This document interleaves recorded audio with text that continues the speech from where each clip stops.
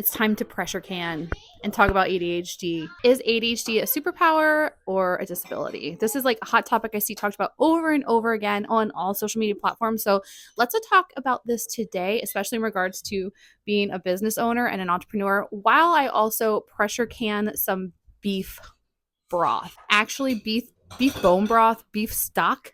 I don't really know what the difference is between all of these. I use them interchangeably. Anyways, we're gonna can some stuff in case the apocalypse happens. No, I just wanted to tickle you. No.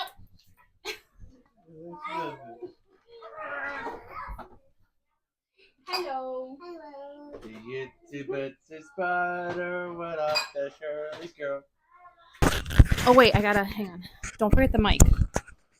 Listen, you guys have to remind me about this. We're gonna be bouncing back and forth between talking about me pressure canning this bone broth and then also talking about ADHD life. Heads up, I like to tell people, like, I am not living like a trad wife life, even though I like to partake in some of the same hobbies that they do, like canning and like gardening and baking and doing all of these things. But I say it's because I'm a hobbit and I like delicious things. I like to have a fully stocked pantry. Like, call me Bilbo. This is the pressure canner. She's big, she's dusty. If you do not can properly, then you could get botulism. So I like to follow the recipes fairly closely. And I have one of my crappy shirts on for this process as well. So yeah, let's do this and chat ADHD stuff. ADHD, other neurodivergencies, is this a superpower or is this a disability? And I feel like the obvious take, which is my take, is that it's both.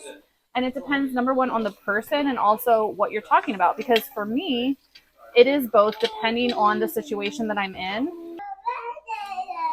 Starting your own business from home, working online, is probably the best job that someone who has ADHD can have.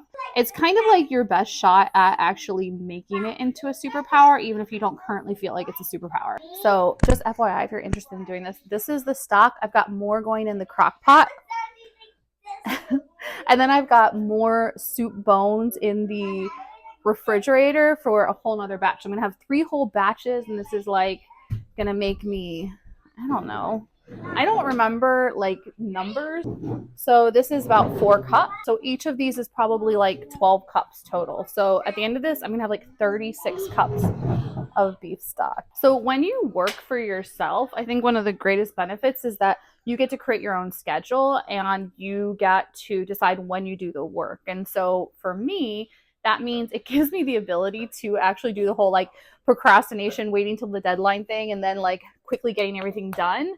And I've gotten better at not waiting until the deadline, but still, instead of beating myself up over the idea that like I should be doing a little bit of work each day, I just kind of embrace this hardcore work mode and use it to my advantage. So instead of being like a normal person where if a client gives me a project, I kind of like do a little bit every day, I just will literally like hyper focus and get it all done in a day or less. And that's part of where this like superpower really comes from, is this ability to like focus so hard on one thing that I can just knock it out quickly, but then it kind of like zaps my energy, right? I compare my brain to like a NASCAR car where like it's really good at going really fast, but it's going to run out of gas really quickly. And it's also not great at like everyday life, like commuting to work. You wouldn't like commute to work with a NASCAR car. But it is very, very good at the one thing it's good at. Although I am good at a lot of things, but you get the metaphor, right? And so instead of trying to take my NASCAR car and commute to work with it like it's a Hyundai, I just lean into it and I go at breakneck speeds until I need a break. But that's the key now, is actually taking the breaks and taking the time to chill and make sure I do other things that are fun for my brain, like what I'm doing right now, which is pressure canning this beef broth. One thing to make sure, like when you're canning, you cannot reuse the lids because they won't seal properly. So make sure you like pick up extra lids. And here you've got like the actual lids and then the bands. The bands you can reuse, but you cannot reuse the lids. So there's a whole bunch of people online who are like rogue canners and they just do whatever they want. And like, that's cool. If it was just me feeding myself, I would probably be like, whatever. But because I've got 4 kids, I just don't really want to risk it. So I try to follow all of the rules. Even though I'm a rule breaker, a lot of times in canning, I'm a rule follower. Going back to ADHD being a superpower, I feel like being willing to take risks, to go against the grain, to not listen to rules that don't make sense, and to create our own worlds, our own sets of rules, our own realities is a massive superpower for ADHD. I think that also to some extent goes for just being neurodivergent in general too, because, you know, with being maybe like autistic, there's a great sense of justice and fairness. And so being able to see like what in the world is not making sense, what's not fair, and then trying to create a new world based on a set of values that actually are moral and good is a superpower. Oh, nice. Look what Mike just brought me. Oh. Ah! Here we go. I'm sorry, I'll get out of your way. You're fine. What do you think of my What the hell was that? So let's keep going on this hyper focus train here. Also, that means that I have become essentially like a Renaissance woman.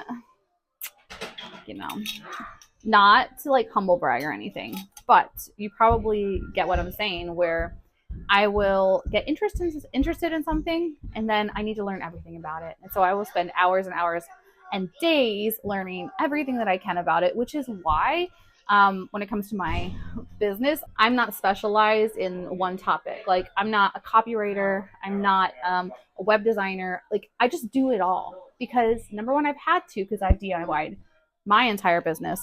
But number two, because I just want to know it all. I want to learn it all. I'm interested in it all. He stands. And so now I'm at the point where I could like build an entire business in a day. I could create a basic website, get a lead magnet together, and put together a sales funnel in a single day, because I've gotten good at all of those different steps, because I've had to build my own businesses and then my clients too. And I think that like some service providers don't like having the scope of their work widened. And it can be difficult when that happens because it adds more work to your plate, but your pay isn't necessarily going up. But typically for me, it wouldn't be that I was doing a ton more than I was doing before. It was just like the work would shift a little. All right, so we're going to come back to this in a little bit. Okay, it's hours. I've got the broth in the pressure canner here. And you want to say hi, Shirley? Hi. I've also got some pork tenderloin in the oven. I've got another round of this beef broth going. I've got some peas that I just made that I need to put like butter and stuff on for dinner. And this is what my kitchen looks like right now. Like, I have no space to do anything. And so this to me is just like such a display of the major downsides of ADHD. I was busy all day. I was doing stuff all day, everything. I ended up not getting, though, a ton of the things I actually wanted to do done. And it's probably because I decided to go on this side quest of the pressure canning beef broth. And so this to me is like one of the, oh my God. Cheryl, what are you doing? I just feel like, no, look, I got to get this out because it's hot. I know you want milk. This is like such a display of the whole, like, no, it's actually a disability, because I'm like hanging on by a thread. And I know that like most moms are stressed out and overworked, but you know, the problem for me is like staying on task on the things I'm supposed to be doing, getting done what I actually need to get done versus things that could have waited maybe. Although like I pulled them out of the freezer, like a week ago to let them thaw out, and they kind of had to happen or else they were gonna go bad. You say hello. Okay, mommy is in the middle of cooking. Oh no! The pork tenderloin is at the correct temperature, so that is good to go. This is going, shit, it's going over now. If you get too much pressure, that's bad, okay? So I've got to set a timer now for that. And it's like, am I great at multitasking, or do I just force myself to multitask because I'm not great at like planning and just doing one thing at a time? There's so many things that I am good at, and I can only attribute to being neurodivergent, having ADHD. I literally like see colors with music. Like there are some really amazing superhuman things that happen. But in reality, for most people, the negatives are going to outweigh the positives. And, you know, it's like I started this day feeling very like hopeful and positive about this and being like, oh, well, you know, there are these like superpowers that help us be good entrepreneurs. And then by the end of the day, I realized like we're in shambles. We're like holding on by a thread.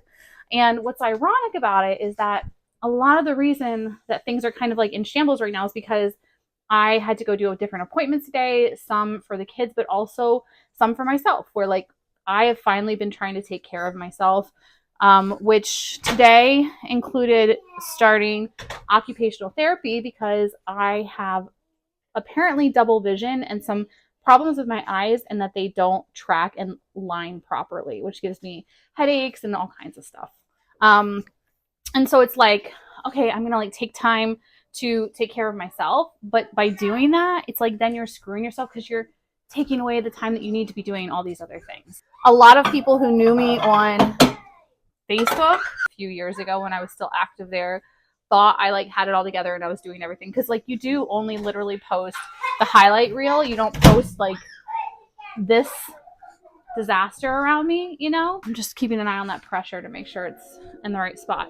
Okay, one of my favorite YouTube channels, Roots and Refuge, Jess over there has some real gems, and I'm not like religious.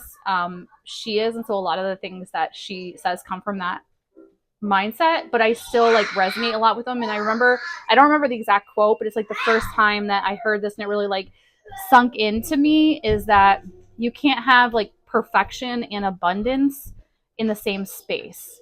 Like abundance requires like a wildness and growth, and you know, like when you go into a garden, like there's weeds and things can get really out of hand and really crazy quickly, but there's also like a great bounty with that, right? And that is kind of how I feel about my relationship with ADHD as a business owner, as a person, as a mom. It brings a lot of great things. It also leaves my life be really not perfect at all. And so I'm trying my best to like come to terms with the things that are hard for me and to lean in to the ways in which it is a superpower. But there are days where like I love myself and I love my brain and the way it works.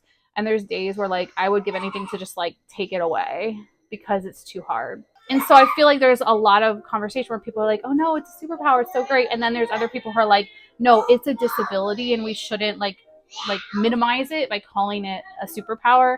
And I feel like to try and only be on one of those sides is to like negate the actual experience that I think a lot of people have. And, you know, if you're someone, or there are people who truly just only feel the disability part of that, they don't feel any of the superhuman or the superpower part of that, like that's totally valid too. And I feel like figuring out how to have like a nuanced thought process and debate around this is ideal. Pretty much all valid as long as you're not, you know, oppressing other people's voices with your own. Pressure's still going great. All right, let me get these peas and stuff done, and we're gonna eat dinner.